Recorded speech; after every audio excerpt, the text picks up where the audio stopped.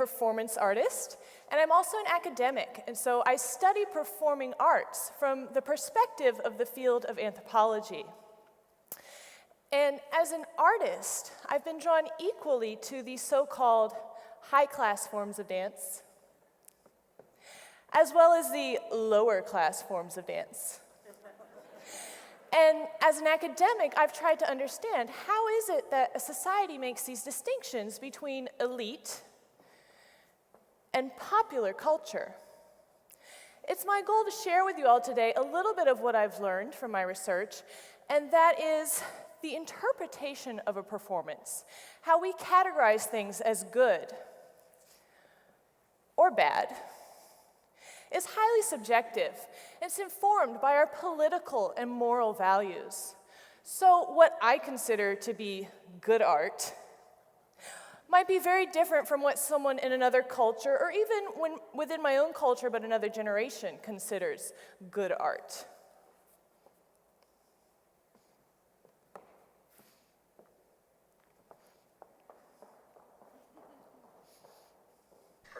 Frank, we've got a problem. Susan lied to me about going to the library. I didn't lie. She told me she was going to the library and she went dancing on that Danny Clay show instead. Now, what do you think of that? Is that a trick question? I don't think this is the first time she's lied. Oh, come on, it's not so horrible. I knew you wouldn't let me go dancing. I didn't want to hurt your feelings, so I didn't tell you. They have Negroes on that show, Frank. They let Negroes sing in front of all those white children. Hey, you have Ella Fitzgerald records. But I would never go see her in person. Ugh. I mean, you should see this, Frank. They really dance wild on that show. Dad, it's rock and roll. It's got drums. It's got a beat. It's... African. What? Is Elvis Presley African? I mean, the way they dance is pretty wild. It's like some kind of foreplay.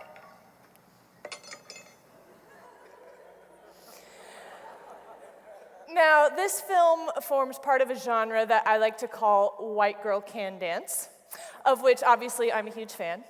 And it really crystallizes a phenomenon that has been observed and talked about by scholars and lay people alike, that of upper middle class white youth becoming interested in popular forms of culture, and also the moral anxiety that surrounds that very phenomenon. So as I was a young dancer growing up in the Gainesville area, I grew up in this area, trained in the art of classical ballet, where I was taught that ballet is the foundation of all dancing, all of it.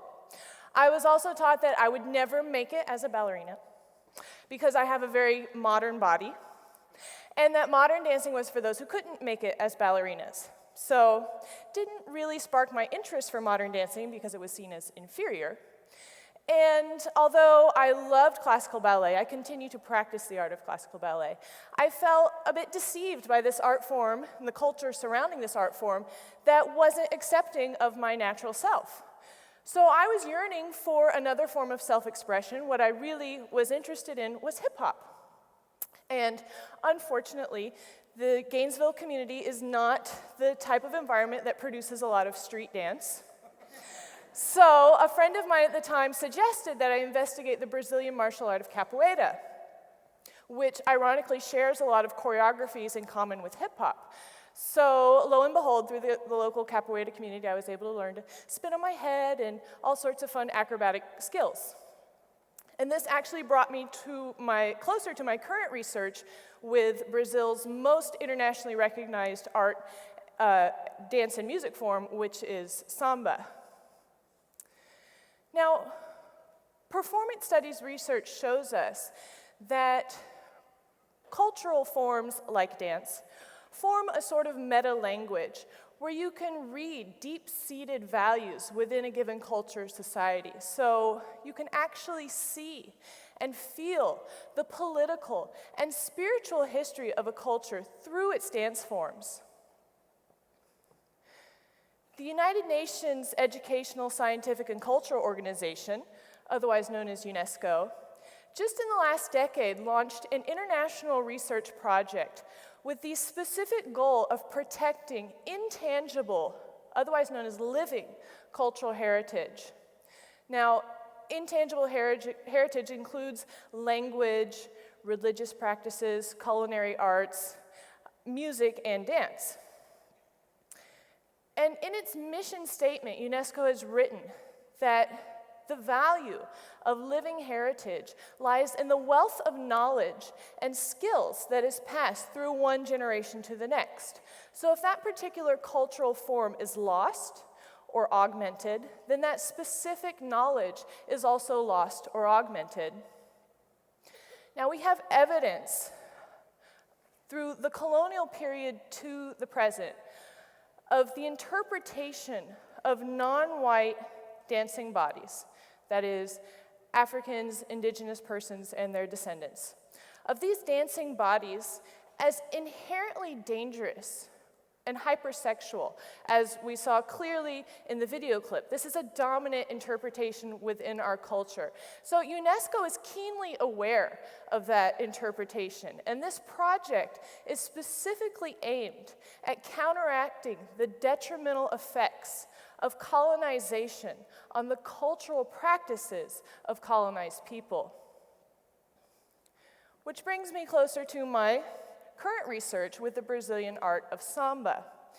Now, some of the questions guiding my research are, first of all, how is it that a once marginalized dance form, samba, like many other African and indigenous dances during the colonial period, were prohibited? How is it that this once illegal form of expression has become the national dance and rhythm of Brazil? Furthermore, how is it that the passista, or mulata, has become the iconic ambassador of this art form on the global stage, and by extension of Brazilian nationalism at large? Now, passista is a term that means soloist dancer, and mulata means a woman of mixed African and European descent. You can actually have professional mulatas ranging from very light to very dark skin tones. So what used to be a color is now actually a profession. So these questions informing my research about representation and nationalist ideology are very complex with lengthy answers, but I'm going to try and distill the two major themes that I've found important in understanding this phenomenon. The first one has to do with religion, and the second, economics. Christianity, the religion of the European colonizers, is founded on the belief in original sin. And in this narrative, Eve, the quintessential woman, is the cause of the fall of man. So within this cultural construct, you already have an ideology that posits woman as morally inferior and inherently weak. Now combine that with the culture of capitalism, and I'd like to reiterate that capitalism is a culture, not a natural state of affairs. And you have a value system that favors cognitive practices over physical labor. And this has to do with a belief in the separation of mind and body, spirit and material worlds. And again, that is a cultural interpretation. So within the Christian capitalist cultural construct, you have a social hierarchy that is both racialized and gendered, with white men at the top and non-white women at the bottom. Now, on the other side, you have African cosmology, which influences equally, if not more, although less acknowledged, Brazilian culture and popular culture. And within the African cultural construct, you have the worship not only of gods, but also goddesses. So already within this framework, you have a recognition of both masculine and feminine spirituality. And the human body, far from profane and inferior to cognitive and or spiritual practice, is actually the vehicle through which spirituality is practiced. So the body is the medium by which material and spiritual communication occurs. So this starts to help us understand how the passista or mulata can at one and the same time, within the same culture, be both celebrated as a goddess and yet also condemned for her symbolic profanity. Now extend this out to the global cultural institution that is Carnival. The Carnival of Rio de Janeiro being the most famous of carnivals, but you have exported Brazilian Carnival Miami, Brazilian Carnival New York, Caribbean Carnival Japan, Mardi Gras New Orleans comes from a very similar cultural history as well. And you have conflicting interpretations of what this festival means. For the millions of tourists that attend these types of festivals every year, Rio de Janeiro sees about 10 million tourists per year. They often will explain this event as a pre-Lenten activity where they're going to release their sins upon the world before they repent. But for the protagonists of these performances, the artists, musicians, and dancers that compose the spectacle that many people are going to experience, most of them are very much in touch with their political and spiritual histories and are aware that they're presenting sacred rhythms and choreographies. I had the privilege of spending a year in Rio de Janeiro parading with the mulatas or passistas wing of a very well-known samba school called Vila Isabel. And it was not without its controversy. All that ballet foundation did not provide a good background for my eventual career as a samba performer. I was often the topic of gossip within the dressing room. But I did join the group through an audition process, so I was formally accepted by the group. And this was after a decade of intense and dedicated research and study into the art of samba, which is very different from what we saw last year at the Video Music Awards with Miley Cyrus's interpretation of African American dancing. So if you were unfortunate enough to have witnessed this performance, I'd like you to reflect on that and ask yourself, what was it about this performance that was so offensive? And do you remember the other performers on stage? Were their performances equally as offensive? Because my problem with this performance was not so much Cyrus herself, but the public's backlash and ignorance of so many other factors in this event. Our acquiescence to blatant patriarchy allowed for Robin Thicke's performance to go entirely ignored. Robin Thicke is the gentleman standing behind Cyrus in this photo.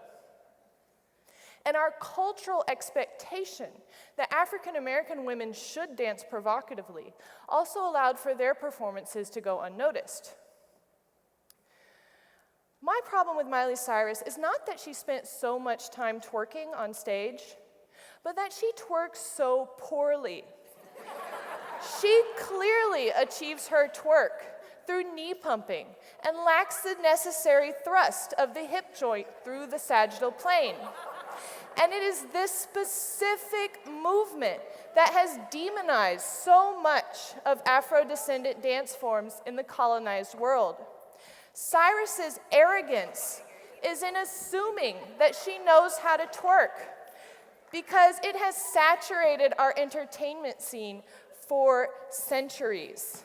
I know a lot of young kids out there might think that this is a new dance craze, but you need only look at the film reels of Josephine Baker to understand that this choreography is deeply embedded in our history. Art is never just art. Entertainment is not without its baggage. Know your history. Think about how you classify elite and popular forms of entertainment. And please, be critical consumers of culture. Thank you.